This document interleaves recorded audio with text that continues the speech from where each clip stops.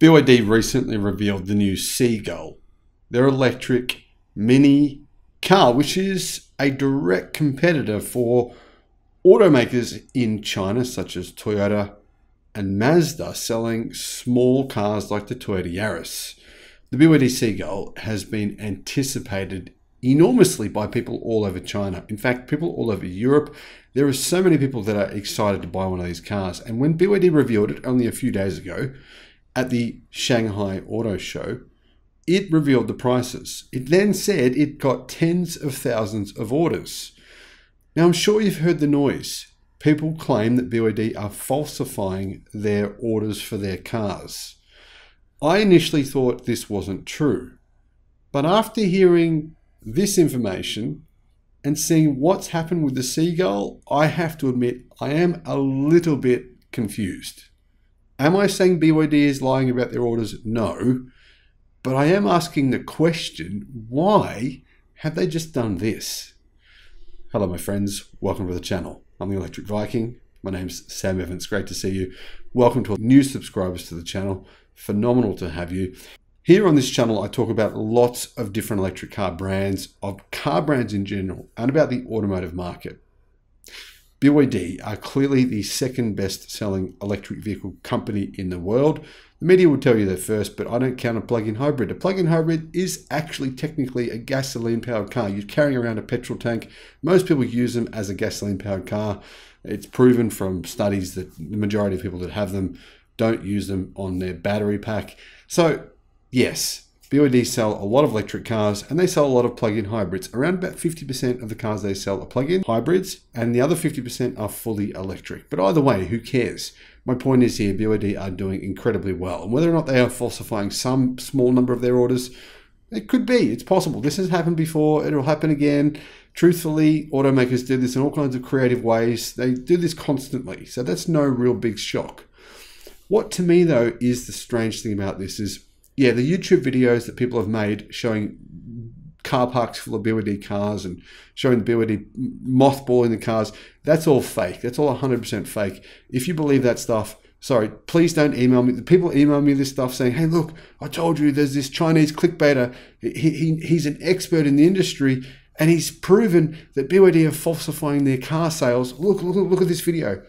Yeah, my friends, that is all fake. 100% fakery, intended to get you to click and to be sucked in and to think this guy's some legend and really there's some conspiracy going on. Now, could BYD be making up some orders? They could be. But all those car parks of these videos, are they fake? No, absolutely not. Just because some dude walks around saying they are doesn't mean that's actually true. And I'll explain why that is in another video that I'll have coming soon. But I am curious to know this. Is BYD possibly exaggerating pre-orders? More than likely. The reason I say this, BYD revealed the Seagull. It's a great car. In fact, it's one of my favorite cars of all time. Sounds ridiculous, but I love the practical shape. I love how it's small but big. It's sort of like a little van, but it doesn't look like a van. They've done such a phenomenal job with the packaging. The looks of it are perfect because it's practicality mixed with a combination of like cute kind of looks. It's affordable. There's so many things to love about it. And I love the fact that it's going to be probably the first mass-produced electric car in China using sodium-ion batteries. That's cool as well. We don't know that for sure, but it seems very likely that will happen later on this year. Here's the thing though. BYD said they got tens of thousands of pre-orders for the Seagull once it launched. That was on the 26th of April. And it started at a price of only $11,200 US. That was the base model price. Now, I did say I thought that was a bit expensive, but then, hey, I was proven wrong because they got tens of thousands of orders. But then BYD went and did something strange.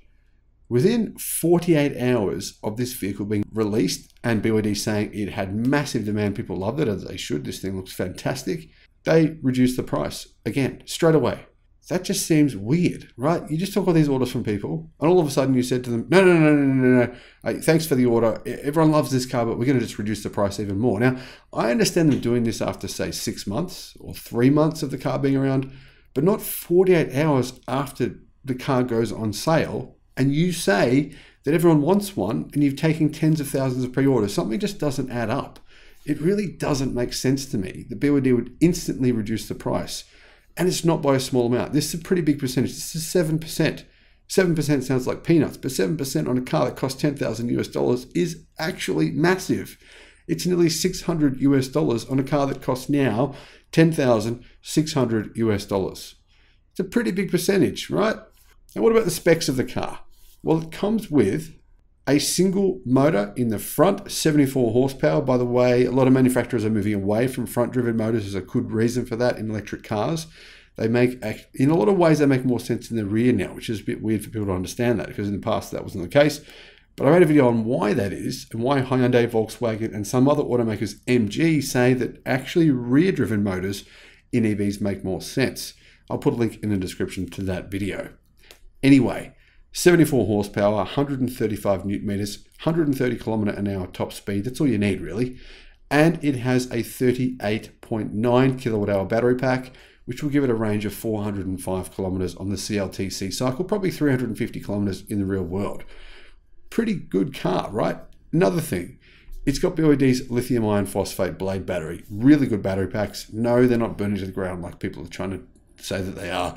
That's not true. Sure, there's been a couple of fires, but out of the millions of them that have been sold, very, very few. Fast charging, not real quick. It's got charging for 30 to 40 kilowatt.